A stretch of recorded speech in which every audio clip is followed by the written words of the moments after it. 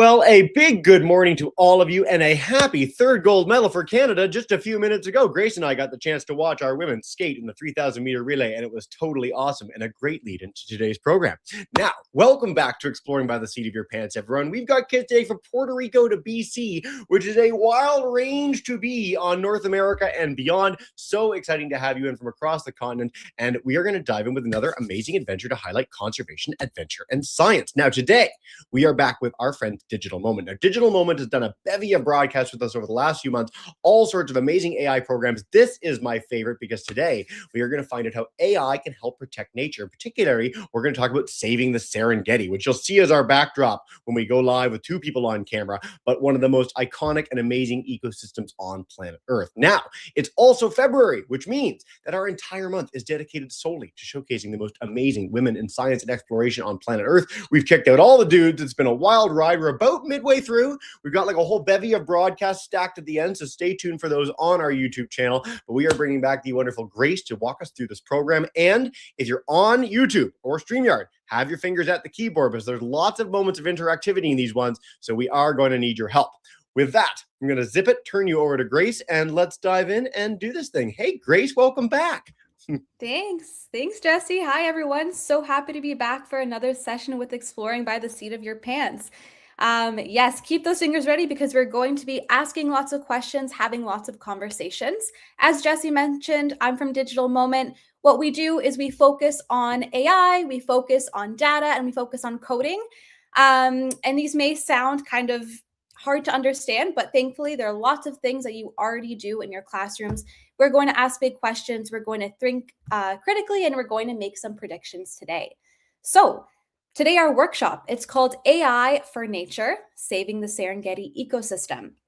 So AI and nature, I know these things sound perhaps a bit different. Maybe when I say nature, you're imagining a beautiful field of flowers, not during this cold winter time that lots of us in Ontario are having. And maybe when I say AI, you're thinking about a chatbot or a robot.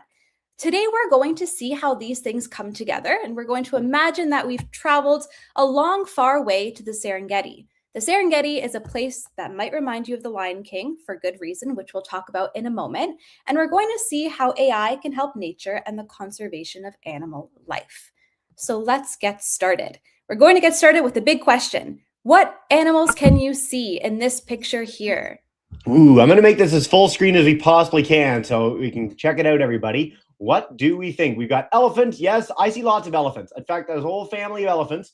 And then, I don't know, there might be something in the left in the thicket, but that is some pretty dense thicket, Grace. So I'm not sure if there's anything that I can identify from that picture. I think we've got elephants galore on YouTube as well. That's our pick. Perfect. Yes, definitely elephants. Good question. Good answer. First one we've checked off the list.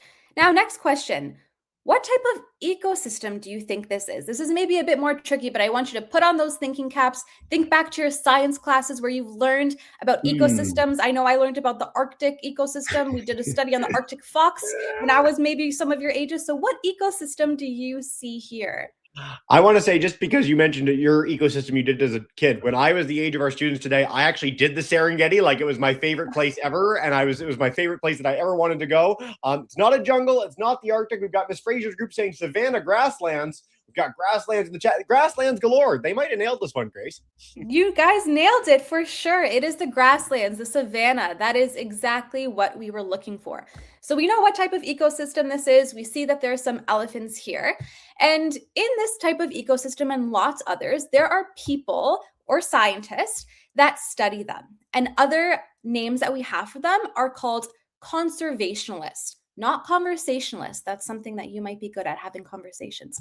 But they're called conservationists. And these people help dedicate their lives to saving ecosystems and helping animals and animal communities.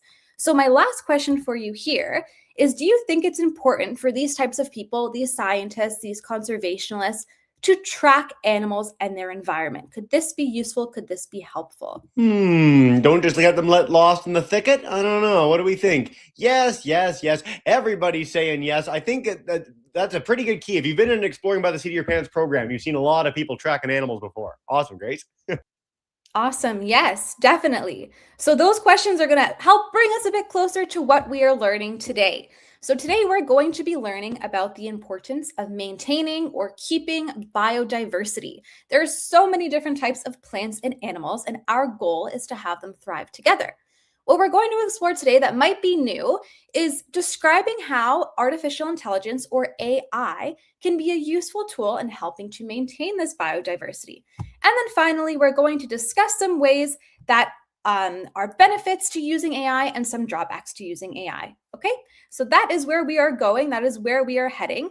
And now we've landed in the Serengeti ecosystem, a place I'd always loved to travel to. And we are going to explore a bit about this ecosystem. So let's think about the Serengeti for a moment. The Serengeti is a national park located in Tanzania, Africa, and it's widely known for its incredible wildlife, and that has inspired many films, many books, cue in The Lion King. It's the largest and oldest of the whole wide world. So these national parks allow animals and plants to roam super freely, and they don't have lots of human intervention, which is helpful for their lives. And there are many species that live here. They live together. If you think of the cast of The Lion King, think of how many animals you saw in that film living together, living symbiotically. And there are over 70 different types of large mammals that live here as well, including lions, giraffes, elephants, zebras. Can anyone tell me what a mammal is? Can we do a quick question? Ooh, man, as a zoologist by background, every time we get these questions, I love it. We did a whole amphibian broadcast that was like a deep dive in what they are. Does anyone know what defines a mammal? This is interesting, actually. There's like one thing that is unique to all of them. And there's a few things that are like most or quite a bit. You guys want to tell? Oh, by the way, Levi's got a zebra outfit. That's a mammal. That is a very nice. Well done. Yes. That has fur or hair and feeds on baby's milk. So milk is correct. That is our main thing. Grace, they're killing it. Amazing. Amazing. Beautiful. Awesome. So we are all on the same page. We know a bit about the Serengeti if you didn't know about it before, and we know what the mammals are that live there. So sadly, the Serengeti's ecosystem is at risk, like many other different types of ecosystems on our planet. And human activity over the years, as well as climate change, have led to some problems in the Serengeti, such as a loss or change of habitat, where some animal species are not able to adapt. They're not able to change their lifestyle to meet the new needs of their changing ecosystem. And so for many of these animals, it leaves them endangered, which is a word I'm sure many of you have heard about.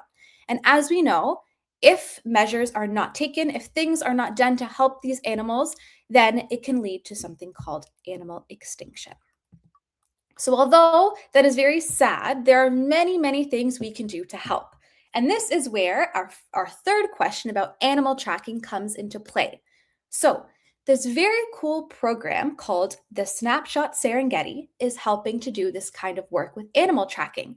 Their research team installed lots of motion-sensitive cameras within areas of the Serengeti, and their job was to capture pictures of different animals, as you can see here with this very cute cheetah. So these pictures by themselves, of course, they're adorable, they're cute. We could talk about them for hours, I'm sure. They're very cute, but the important part here is that volunteers from all different walks of life all over the world are helping. They're doing important work of labeling these images. So it's not just a cute cheetah. We get to have these volunteers help with Google DeepMind to identify different things about this animal. So they label the species of the animal. It is a cheetah. The number of animals in this photo. Right now, we just see one kind of basking in the savanna. And the behavior. What is this animal doing? Are they eating? Are they playing? Are they resting? And in this case, it looks like they're resting. So this is the important work that is done by volunteers with DeepMind. Today, we're going to have the very fun, very cool chance to act as the volunteers, to do the exact same type of work that these volunteers do to help save the Serengeti.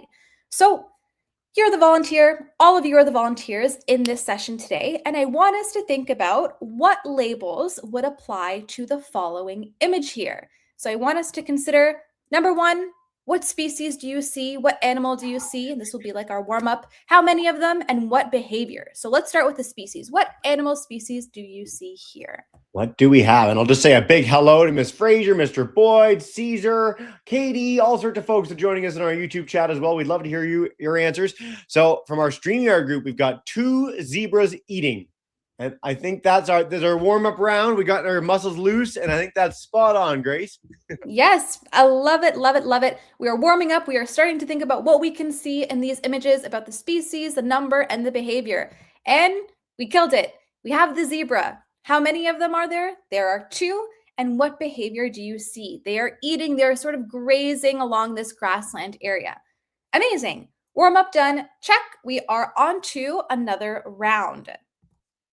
So, what label would apply to the following image here? Let's start small with the species. What species do you see? Take some time, talk to an elbow partner. I know you're going to think, Grace, why would you give the image? You can barely see anything, but try your best. I was going to say, Grace, I've done this program before, and I saw this and I was like, oh no, I don't even know. I've seen it now. So I have a sense. Okay, let's see what we've got. Does anyone have a sense? Does anyone see our creature here? Oh, warthog. Okay, we see our warthog. Only the one, maybe. We'll find out in our next section. Okay. Warthog. Awesome. Okay. Yeah, wow, that is super impressive because when I first looked at this image, I was looking everywhere but the spot that the warthog is. And that's the good thing about these volunteers and these labelers is the more you see something, the easier it is to identify, of course. And that's why, Jesse, I'm sure you were able to pick it out right away that the warthog was in this right-hand corner. So if anyone didn't see it, now you'll see the tusk area and that it's kind of moving into motion in this camera. Yeah. All right. So we have how many? How many? I think we said, did we see one warthog in the chat? Or maybe we didn't identify. We see one. Yes. One's our answer so far. One. Perfect. We see one warthog. And what do you see this warthog doing? So we had someone say eating already, which okay. If it's me, I can't tell that it's eating from that picture. I think it just is standing or maybe moving. It's like walking into the frame is what I would say. It looks like it's walking into the frame. Yes, it does look like it's super close to the ground. So it looks like it could possibly be grazing. So let's see our answers. So yes to warthog, amazing job. Yes to one, there was only one. There wasn't any hiding in the left-hand corner. And what behaviors do you see? It is moving. So Jesse was right. It's moving into that frame. To me, it does look a lot like it's eating, but in this case, it is just moving into the frame of the camera to be captured. Amazing, amazing, amazing. Let's move on to another one. This one, if the last one you thought, Grace, why are you showing this image? This one gets even trickier. So what labels would you apply to this image? I want you to take your time. Yeah. So I'm playing, honestly, like it's been a while since I've seen this one. So I am literally playing along with this the way you are. That looks very desolate is what it looks like. I would say dusty or post-apocalyptic is where my mind goes. After a fire, maybe. What do we got in our comments? We've got, let's see. Yeah, desert, scrub. We've got, are there any animals? There may be animals in the far distance. Now, oryx, 3 eating. Wow, Miss Fraser, holy. Wow. I don't see the oryx in that. So if you do, I'm impressed. Maybe you got a bigger screen than I do. 12 white animals in the distance we've got. Okay. We've got 3 animals or 12 animals. That's a big gap. See, this is what we're getting to this, but this is very challenging. I do not see 12. I don't see 3. Maybe I see 3. You know what? I take that back. I see 3, and there's one big thing more so on the right. And I would say that's a zebra from a very limited thing. And then Cedar and Ryan are with me. Not sure, and I don't know. I appreciate you guys. Perfect. Yes, thanks everyone for chiming in. Teamwork is making the dream work. We are all giving our ideas, and clearly it's not an easy task. Clearly it's very tricky. Some of us see 12, some of us see 3. What is the real answer? So it's right to say that we should be focusing in on this area of the screen kind of near the back. So where we see the sky meet the ground. So if you kind of try really hard, you squint one eye, you will be able to see that the animals in the back are gazelles. So these animals, the white little blurbs that you see are gazelles. What is a gazelle? Many of us may be thinking, okay, well, I saw a white blurb. I'm not sure what a gazelle is. And I put this picture here because it's going to help us. So these animals are the ones that are lurking in the back, doing some sort of eating or grazing. So if we go back here, we see gazelles. We see that they're all lined up at the back. How many of them are there? We had a huge variation in our answers, but everybody was on the right track because I think everyone said 3 or more than 3, like 12. So we see that there are definitely more than 3 here. If we circle them, we can see maybe, I think some people last time saw 4 to 6, but there's definitely more than 3. So there's a handful of them. And what behaviors do you see? So I want to wonder if anyone was seeing resting, standing, eating. I know it's very hard to tell what was going on here, but these are the behaviors. So that was a super duper tricky one. So good job for everyone who contributed and shared their ideas. So we have our gazelles. And now we're going to imagine something. Imagine you're doing that work that we just did with those couple of examples with hundreds and thousands of images. And it could take up to a year from the image being captured to it being labeled, which means I may have taken this picture of this gazelle February 2026, but you, my friends, as the volunteers, don't get to see it until February 2027. So we're going to look at a few questions here and see what kind of problems this might give to us. So number 1, what problems did you face in attempting to label the data? Let's hear some answers. Ooh, all right. So for me, certainly that last one, I couldn't even see what was going on at all. And maybe that's a reflection of tiny screen compared to some of the bigger screens for our classes, but like can't even identify what we're even trying to find. To me, that would almost be like a null image. What else we got? Creatures blending in. So maybe our warthog in the bottom right where it's like, is there a warthog there? It takes a second to find. Cool. We've got big landscape. So, yep. So it's a huge area. How do we even know where to look? There's a lot going on. Zoom out, blurriness, camouflage, positive idea of the species is hard. So a whole bunch of problems, basically. A whole bunch of problems. Yeah. Yes. Some images are blurry, hard to see, too far away. Grace, they're killing it. Yes, look, I love that we're getting all these ideas, and I love that they're all very different ideas. They're the problems that you had either yourself or with your classmates beside you. So definitely all those issues are making it really tricky for us to identify what images are being captured and what animals are in those images.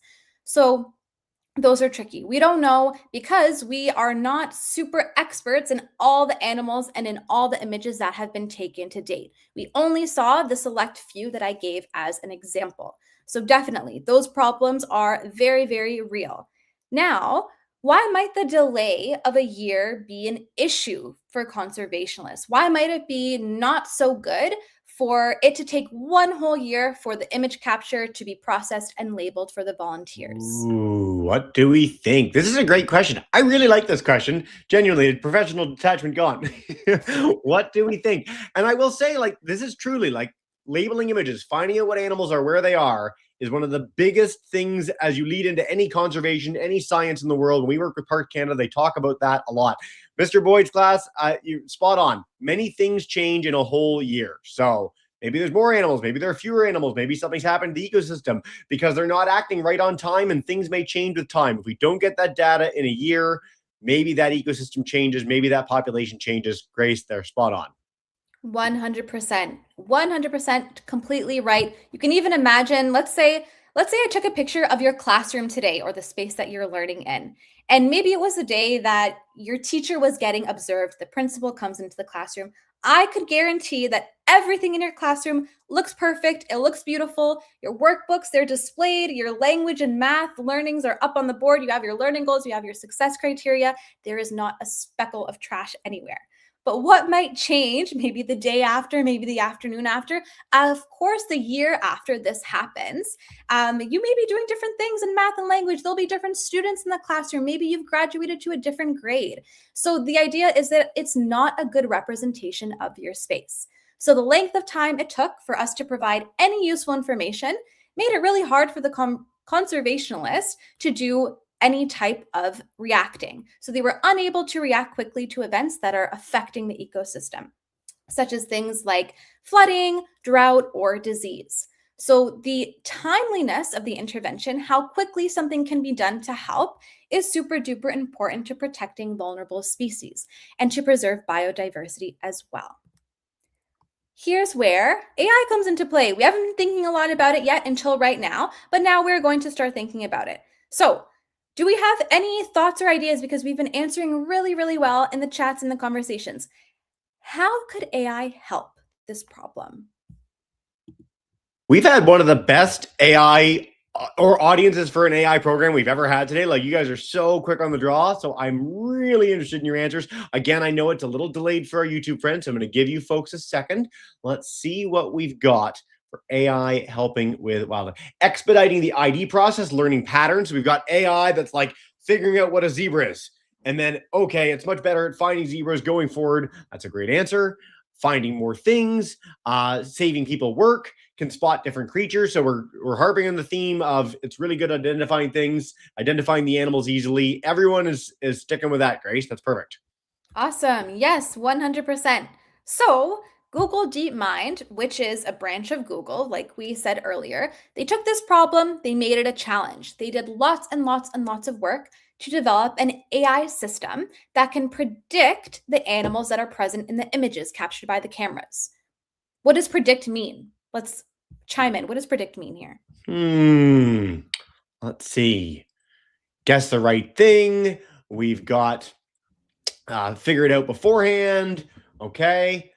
I think we're on a pretty good theme here, Grace. Yeah. Yes, perfect. So we're making educated guesses. They are able to guess which facts and knowledge that the animals are doing, and they're able to use that to help the volunteers with their work. So awesome.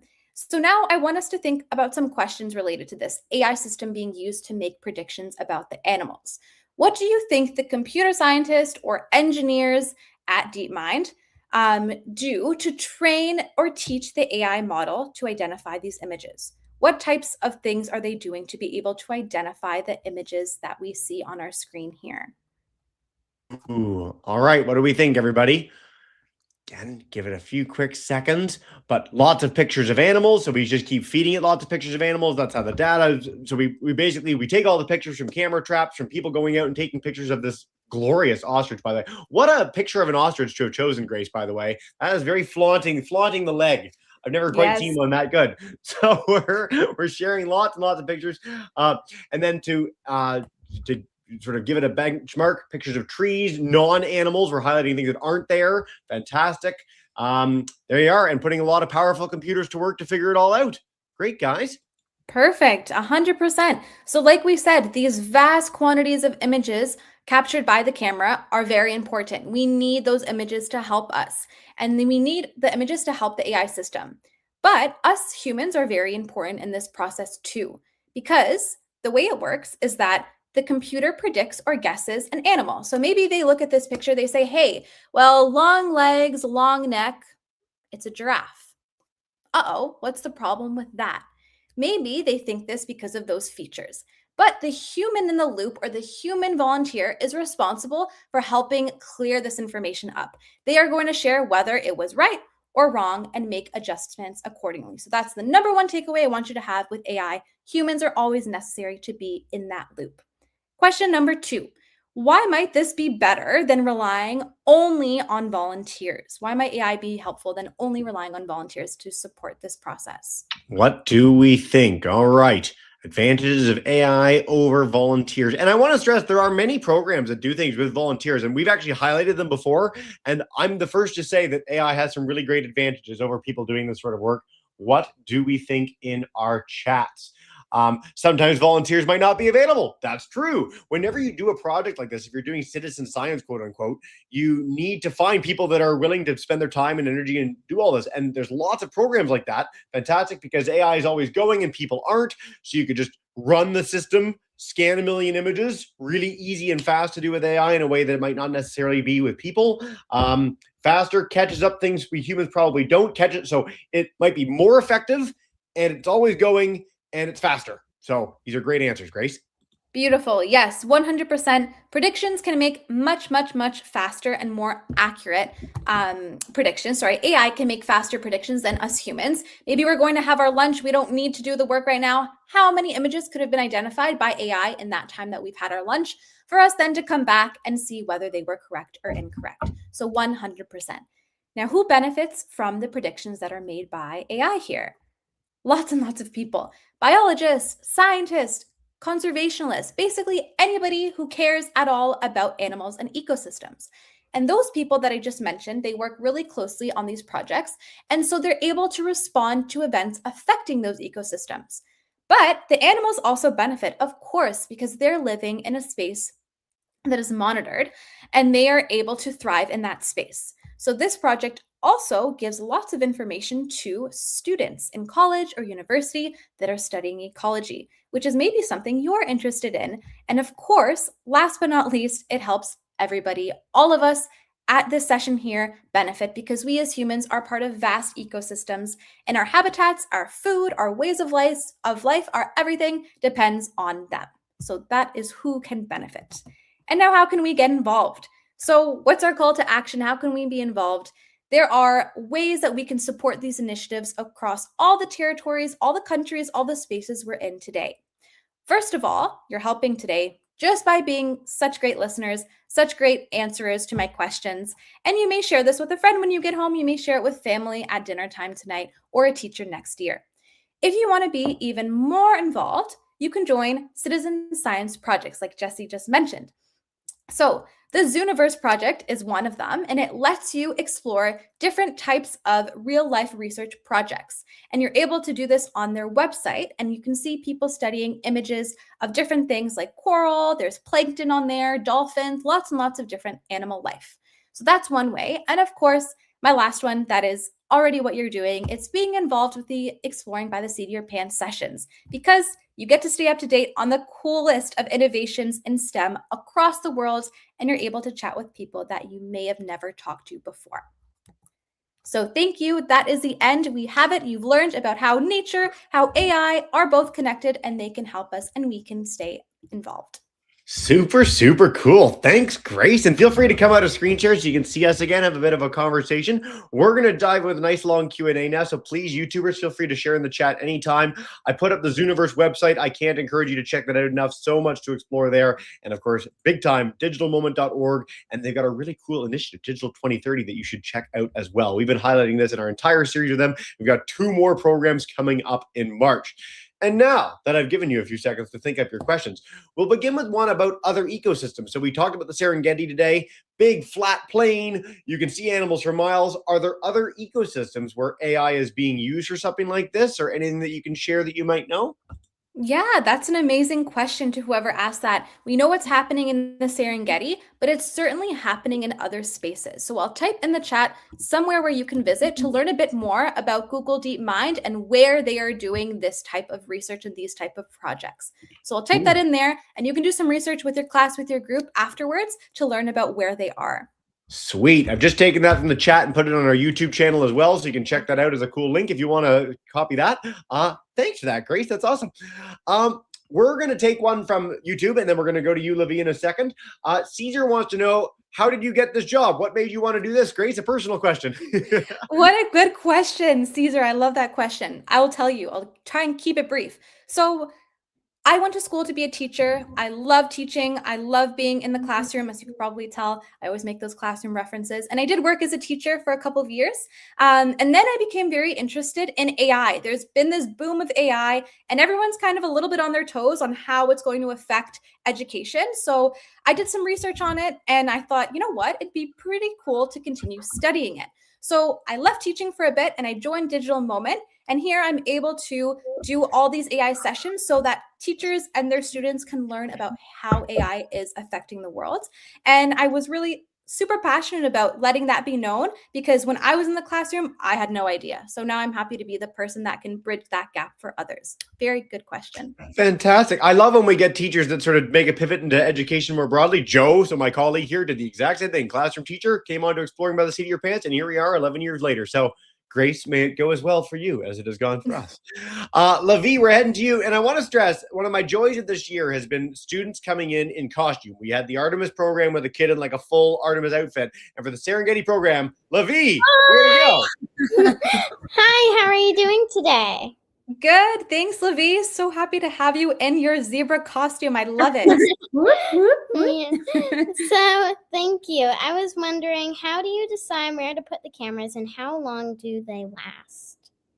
That is a great question, Livy. And I don't have the perfect answer for you because I don't know as much technical information about it. But what I can guess, what I can assume is that some research was probably done before the cameras were set up to see and detect where most of the motion happens. So maybe we can imagine they put up 1,000 cameras. And in the areas that were most populated by the sensors, they said, okay, now we're going to keep these cameras here and we're going to remove the rest. That's a prediction, that's a thought, that's a guess. I'm not sure. But if you go to that link, I'm sure there may be some more information on that.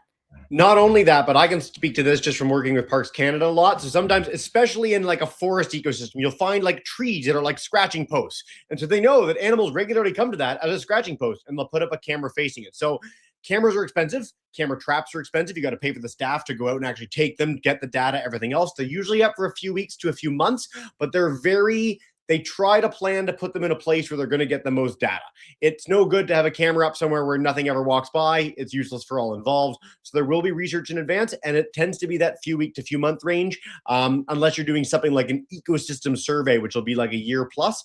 It's a really, really cool question. And the amount of research that has been done with these is just unbelievable. And to the point that we're talking about today, we have millions of hours of footage from these things that people have not poured through yet, that we can subsequently put into an AI system and get more data on things in the past as well. So it's really exciting, this juxtaposition of cool, cheap, small technology that we can put in the field and AI systems to understand it. It's like the golden age if you're keen on this. So cool question. Thanks, guys.